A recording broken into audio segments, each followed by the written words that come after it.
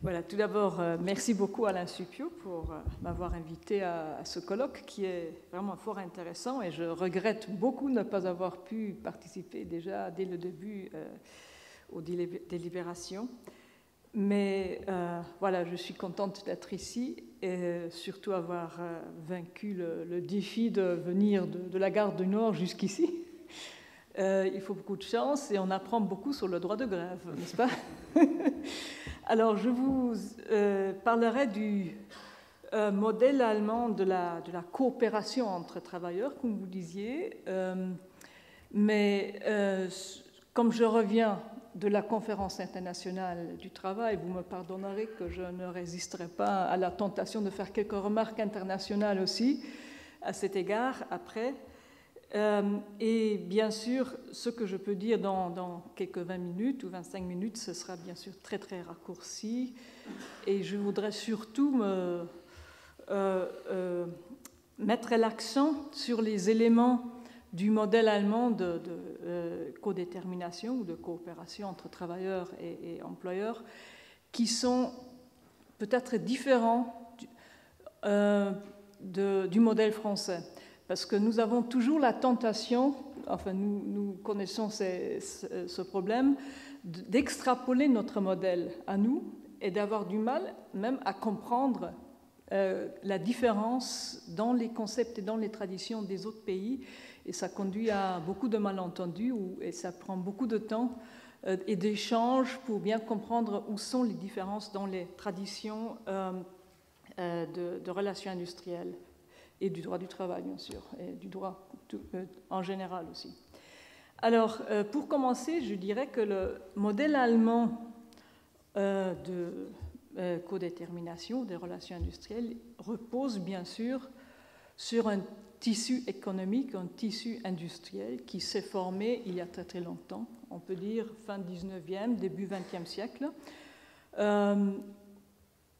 lié, bien sûr, aussi à l'existence d'États allemands très morcelés en petits États, d'où l'importance de l'entreprise familiale de taille moyenne, mais lié aussi à une politique d'industrialisation à la fin du 19e, après l'unification allemande, qui a conduit à un tissu industriel très très fort. Et donc, vraiment, ce sont les deux caractéristiques du tissu économique allemand. C'est l'importance de l'entreprise familiale de taille moyenne et avec donc une perspective très stable et de longue durée. Donc, une financiarisation plutôt sous-développée qui a toujours été critiquée en Allemagne et qui semble devenir maintenant même un atout par rapport au développement général. Et pour les grandes entreprises, en fait, aussi une situation assez stable, qui était assez stable, il faut dire peut-être, avec un actionnariat dominé par les banques, qui étaient à la fois actionnaires et créanciers. Donc, les marchés financiers moins développés que dans les pays, les traditions anglo-américaines. Voilà, c'est là-dessus, sur ce tissu-là, que repose le modèle allemand, la tradition allemande, et ce modèle consiste en 3 piliers que je voudrais vous expliquer brièvement. Tout d'abord, c'est le pilier de l'établissement, c'est le comité d'entreprise. Ce comité d'entreprise, il est indépendant de la forme juridique, donc il peut être établi dans tout établissement, mais à la différence de la France, c'est un droit des travailleurs à demander la création d'un comité d'entreprise, ce n'est pas une obligation de l'employeur. Et ce droit intervient à partir d'un seuil de 5 salariés seulement. Donc le seuil est beaucoup plus bas qu'en France, mais en revanche, comme c'est un droit et ne pas une obligation pour l'employeur, il y a la majorité des PME qui n'ont pas des comités d'entreprise, tout simplement parce que les employés ne le demandent pas. C'est déjà une grande différence par rapport au système français.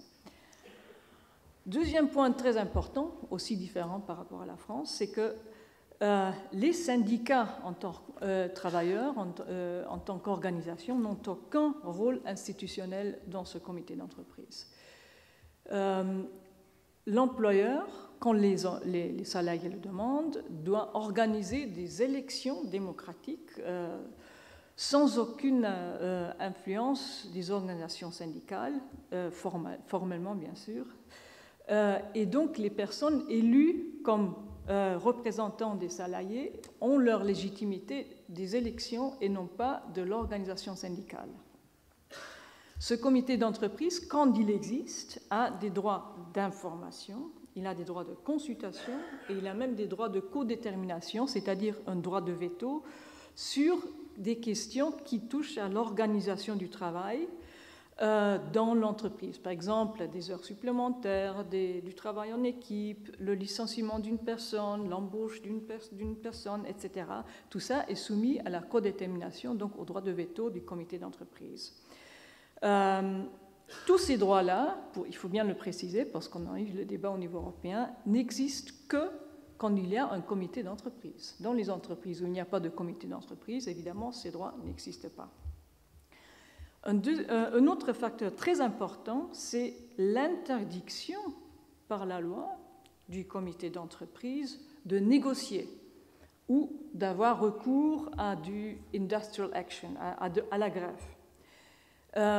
C'est la loi qui interdit cela, et en cas de désaccord donc, entre comité d'entreprise et le management, c'est la voie judiciaire qu'il faut prendre.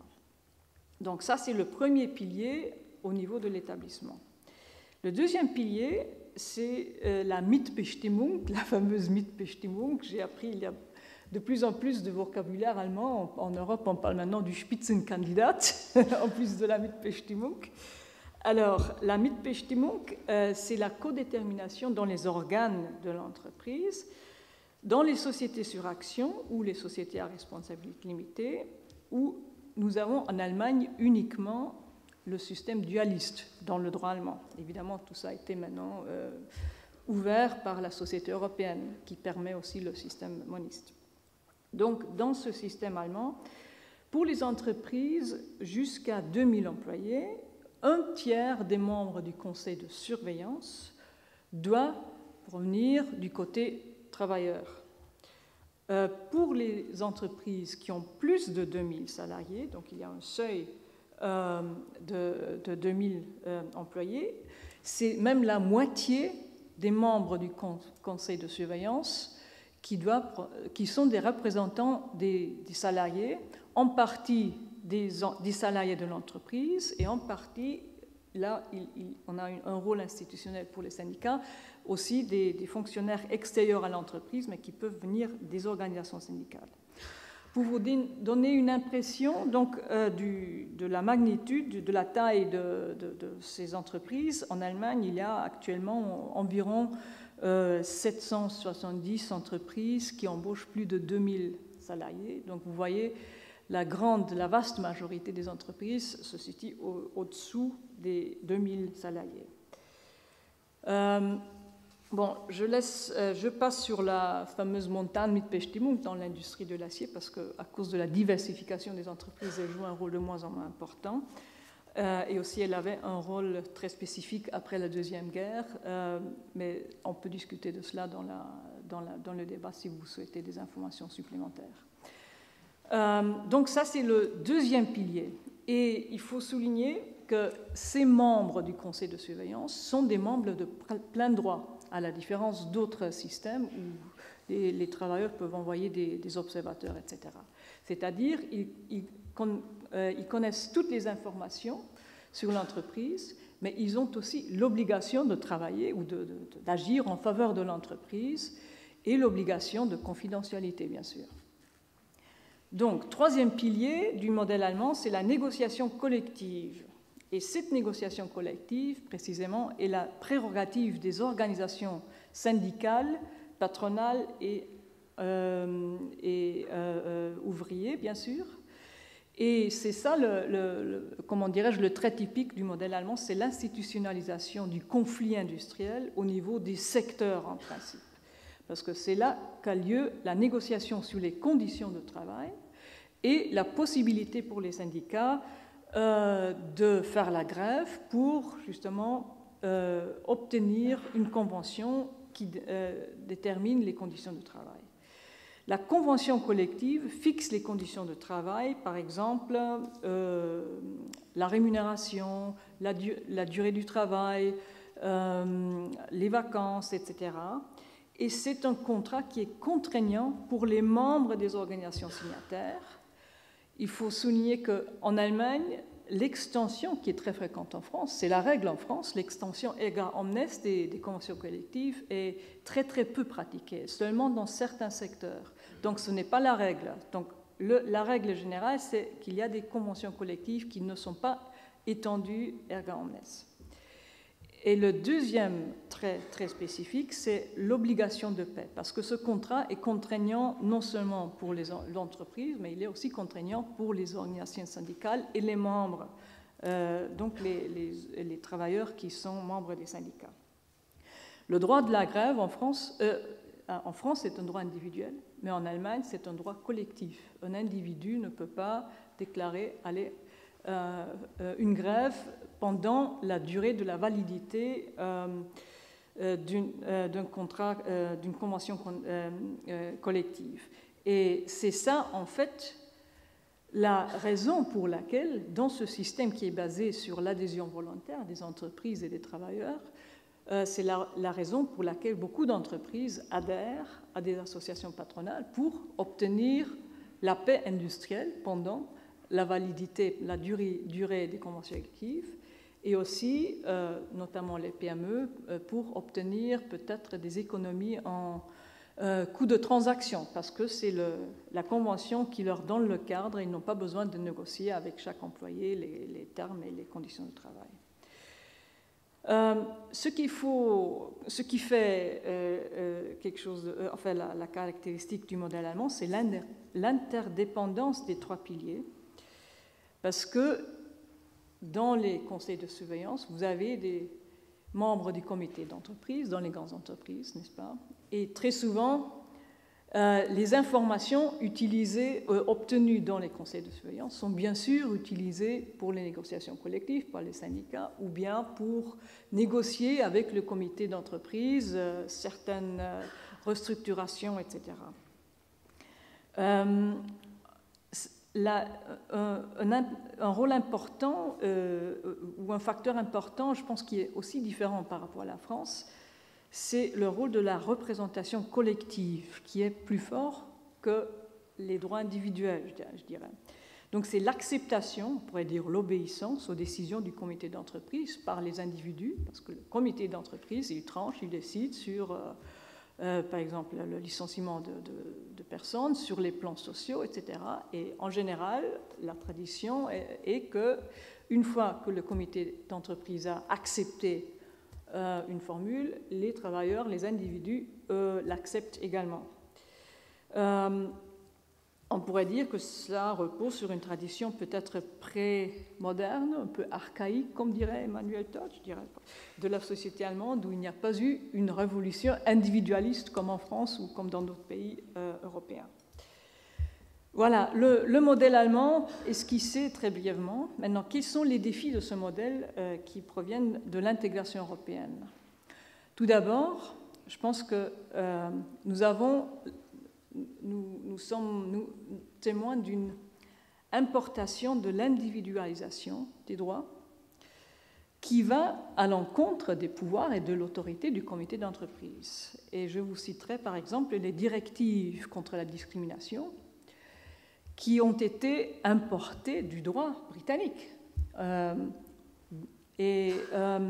où on introduit un droit individuel contre la discrimination, par exemple par rapport à l'âge, qui contredit complètement le choix social, par exemple, qui est même dans la loi allemande, qui était dans la loi, il fallait l'adapter, ou bien des choix faits dans les conventions collectives qui reposaient, par exemple, sur les obligations familiales, sur l'âge, etc., et qui donnent aux individus donc des arguments et des droits qui vont à l'encontre de ce qui était la tradition dans les décisions entre comités d'entreprise et management.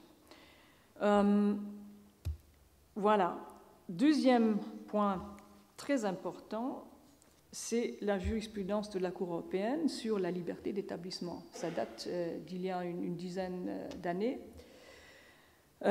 Cette jurisprudence, et j'évoque là notamment les arrêts Übersehring ou Zentros, etc., déstabilise la Mitbestimmung. Pourquoi? Parce que dans ces arrêts, la Cour européenne a dit une entreprise de droit britannique, par exemple, où il n'y a pas de Mitbestimmung, peut s'établir selon le droit britannique, mais elle a le droit, dans le marché unique, d'avoir son siège administratif en Allemagne, même si elle est fondée de droit non allemand. Donc, cela veut dire que vous pouvez avoir une entreprise, fonder une société de loi néerlandaise, de loi britannique, de loi suédoise, etc., mais quand même avoir votre siège administratif, toutes vos activités en Allemagne, et donc éviter les structures de la Mitbestimmung dans le conseil de surveillance. Vous ne pouvez bien sûr pas éviter le comité d'entreprise parce qu'il est indépendant de la forme juridique, mais vous pouvez éviter la codétermination dans le conseil de surveillance. Deuxième élément, le statut de la société européenne. Ce statut, tout d'abord, il a introduit la possibilité d'avoir une structure moniste, donc un conseil d'administration, en Allemagne, qui n'était pas possible avant. Et ça pose des problèmes pour la codétermination, n'est-ce pas? Parce qu'on n'a pas la distinction claire entre la fonction exécutive du Vorstand et la fonction de supervision, de surveillance dans le conseil de surveillance. Il y a un autre point qui est critiqué par les syndicats, c'est que la création d'une société européenne neutralise les seuils. C'est-à-dire que le régime de codétermination établi quand la société européenne a été créée est pérennisé en quelque sorte.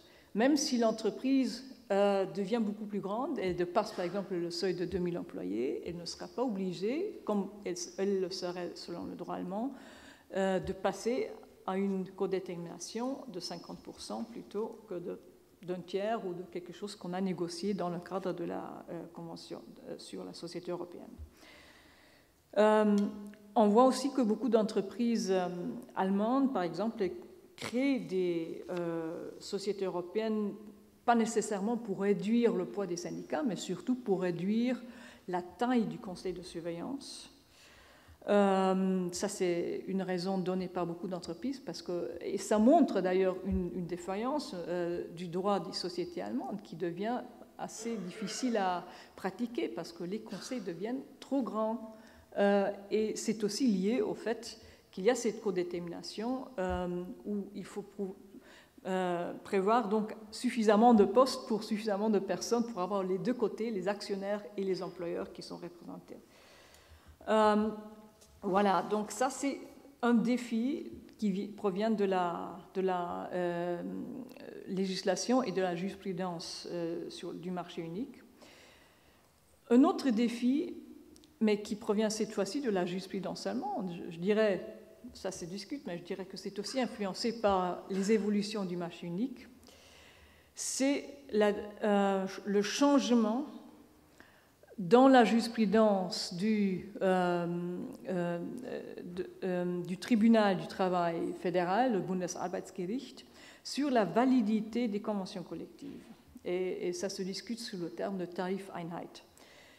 C'est assez intéressant parce qu'en France, vous avez parcouru l'évolution contraire les années récemment.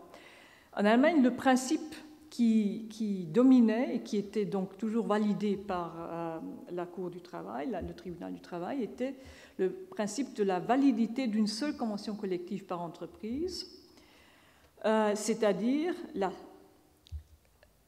quand il y a une convention collective dans une entreprise qui couvre toutes les catégories de salariés, elle rend impossible à une catégorie de travailleurs représentés par cette convention collective pendant la durée de cette convention de faire la grève pour obtenir une autre convention collective. Donc, c'est le principe de représentativité dans le droit allemand qui dit qu'une convention qui est plus représentative, plus large, qui couvre tout le monde, est plus importante, a plus de valeur juridique qu'une convention qui ne couvre qu'un petit groupe. Donc c'est toujours la convention la plus grande qui l'emporte sur la convention plus petite qui couvre un groupe plus petit des salariés. Mais malheureusement, je pense que, avec les mouvements de fusion dans les syndicats, il y a eu de plus en plus de groupes spécifiques qui ne se sentaient plus bien représentés par ce grand syndicat Verdi pour les services. Et donc, il y a eu l'émergence, depuis l'année 2000, d'une multitude de syndicats représentant de groupes très spécialisés. Par exemple, les pilotes, les transports aériens, les hôtesses, dans les hôpitaux, les médecins, les pompiers, etc. Et ces syndicats-là ont fait en quelque sorte la grève contre les syndicats établis, contre les syndicats qui avaient l'habitude de négocier et qui avaient négocié, et ont donc provoqué ce changement de jurisprudence qui maintenant nous met dans une situation, et ça touche surtout les entreprises du transport, les hôpitaux, où il y a certains groupes professionnels qui ont un levier énorme pour paralyser toute une entreprise, où la paix, l'obligation de paix, en fait, ne peut plus être garantie par une convention collective. La BDA, donc les employeurs allemands, aussi bien que la Confédération des syndicats, le DGB, voit que ça risque de déstabiliser le modèle allemand tout entier, parce que ça enlève la motivation pour une entreprise d'adhérer à une association patronale et de respecter une convention collective, si elle n'a pas comme contrepartie l'obligation de paix et la garantie de paix industrielle. C'est pourquoi nous avons demandé conjointement aux législateurs d'introduire une loi, puisque le tribunal a décidé de changer sa position. Malheureusement, cette loi jusqu'à aujourd'hui n'a pas été proposée et il faudra voir si le gouvernement actuel va avoir le courage de le faire. Mais tout cela se situe dans un contexte d'un affaiblissement du système allemand. Parce que le taux d'adhésion, par exemple, des salariés, le taux d'adhésion à des conventions collectives est descendu de 80% en 1995 à juste 55% en 2010. Et pour les entreprises, le taux d'adhésion est beaucoup plus bas encore. Donc il y a une tendance assez dangereuse si on n'arrive pas à stabiliser un système qui donne des avantages aux deux parties et qui empêche les effets free rider pour les entreprises et pour les salariés. Bon, maintenant, pour conclure, juste quelques remarques sur la globalisation, parce que j'ai juste entendu quelques phrases de Jorge Viñuales et je pense que je suis assez d'accord avec vous, que dans le débat actuel, on part d'une hypothèse qui me semble erronée, une piste erronée, à savoir de concevoir les entreprises elles-mêmes comme sujet du droit international. Et je voudrais argumenter que cette piste est basée sur une perception peut-être erronée de la globalisation, parce que on part toujours de l'hypothèse qu'il s'agit de grandes entreprises transnationales des pays industrialisés, les Américains, les Allemands, quelques Français, qui ont une chaîne de sous-traitance mondialisée de petites PME dans les pays en voie de développement. C'était peut-être le cas il y a 20 ans, mais ce n'est plus le cas aujourd'hui. Nous sommes aujourd'hui dans une situation où il y a de plus en plus de PME extrêmement mondialisées, mais qui en plus ont des fournisseurs dans les pays en voie de développement. Par exemple, le textile en Europe a des fournisseurs en Inde, au Bangladesh, qui sont beaucoup plus grands et beaucoup plus puissants que les entreprises clientes en Europe.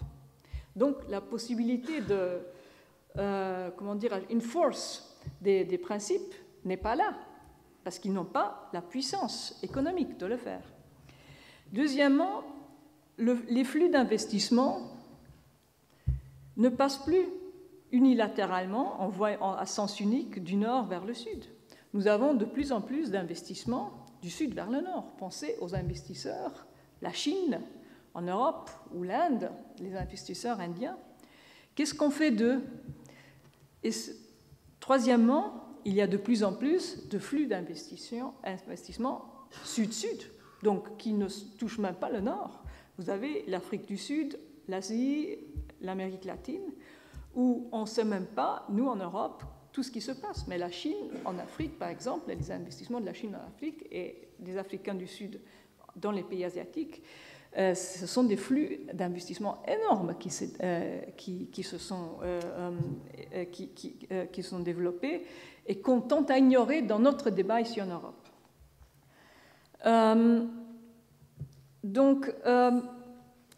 Moi, je pense que cette notion de l'entreprise multinationale comme sujet du droit international est plutôt le résultat, ce débat est plutôt le résultat d'une faiblesse des États qui ont peut-être,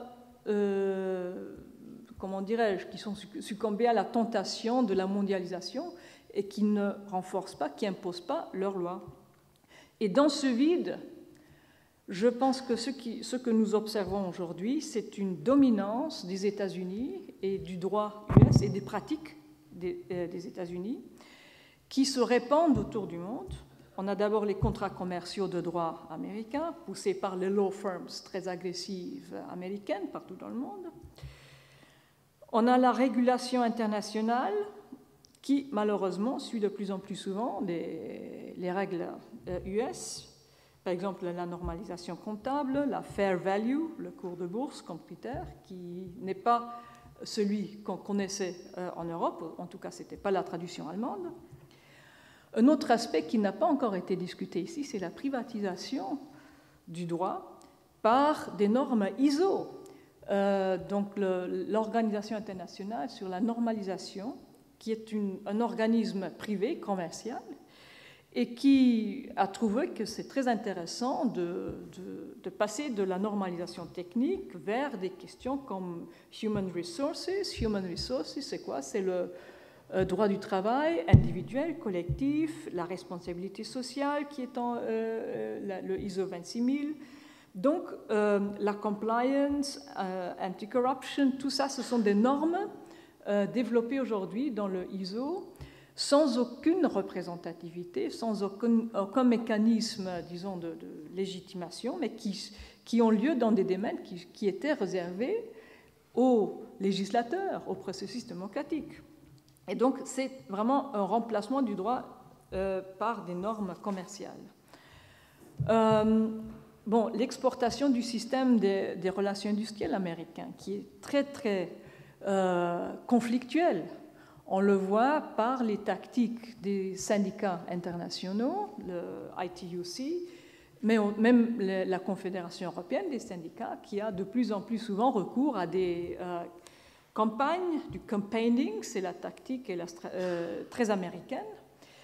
Et nous avons aussi vu l'échec d'un essai allemand d'exporter le partenariat social allemand de Volkswagen dans une entreprise, dans un établissement américain à Chattanooga, qui a tout simplement été rejeté par les travailleurs, mais par les travailleurs dans le contexte d'un système américain qui est incapable de se réformer et qui est vraiment basé sur le conflit et qui risque de s'internationaliser et de vraiment affaiblir tout ce qui est basé sur la notion de partenariat, la notion de négociation de bonne foi, et qui remplace cette négociation par une lutte, par une guerre entre deux parties. Il y a aussi l'extraterritorialité du droit américain, je pense que vous en avez parlé, donc je n'ai pas besoin de répéter ça. Je citerai notamment aussi, en plus, le Dodd-Frank Act sur les conflict minerals, les règles de la SEC. Et évidemment, ce remplissement du vide institutionnel par le droit américain et par les pratiques américaines, est très très critiquable et très dangereux pour l'Europe.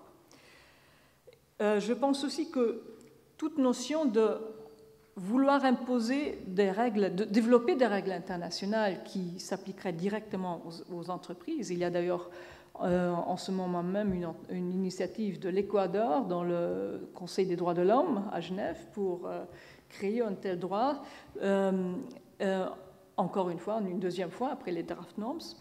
Ce serait erroné à mon avis parce que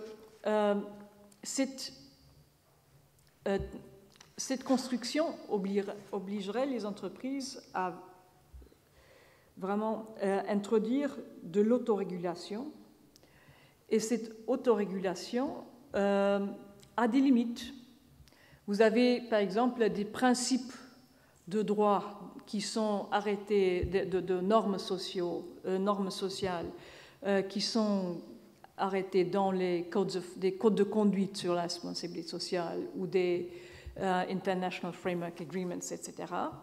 Mais l'entreprise ne peut les imposer que si elle a la puissance économique sur ses sous-traitants. Or, ceci n'est pas toujours le cas et c'est de moins en moins le cas. Et en plus, l'entreprise ne peut pas compenser l'échec des États qui devraient imposer leurs lois. Donc, elle pousse les entreprises vers une approche extrêmement formaliste, remplir des formulaires, des clauses dans les contrats commerciaux pour se sécuriser juridiquement sans vraiment changer quelque chose dans la réalité sur le terrain. Donc c'est vraiment un cauchemar bureaucratique parce qu'il n'y a pas de discernement entre ce qu'il faut faire, ce qui est nécessaire de faire et ce qui est vraiment de la bureaucratie. Je vous citerai juste un exemple pour que vous puissiez voir ce que je veux dire. Vous avez les entreprises allemandes Daimler et la Deutsche Telekom, qui sont à la fois, qui sont des clients. L'un à l'autre, l'un achète les systèmes téléphoniques de la Télécom et la Télécom achète les voitures de Daimler. Toutes les deux ont des codes of conduct, des codes de conduite sur la responsabilité sociale. Et pour être sûr que leur fournisseur est vraiment socialement responsable, il faut remplir l'un à l'autre et l'autre à l'autre des formulaires de centaines de questionnaires, alors que tout le monde se dit mais c'est ridicule, c'est deux entreprises allemandes.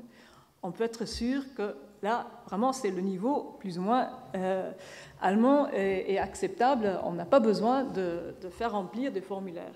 Et est-ce que vraiment le remplissement de formulaires peut résoudre des problèmes? Donc, c'est une grande différence par rapport à ce qui se passe dans les pays en voie de développement, où il faut changer les choses. Mais là encore, l'exemple du Bangladesh, on peut en discuter tout à l'heure, montre que c'est vraiment les entreprises qui sont parties d'une chaîne internationale sont la minorité des entreprises. La majorité des entreprises du textile au Bangladesh sont dans une chaîne sud-sud ou sont uniquement sur le marché national. Donc, elles ne sont même pas visées par la lumière qui a été maintenant mise sur les fournisseurs des entreprises européennes et américaines.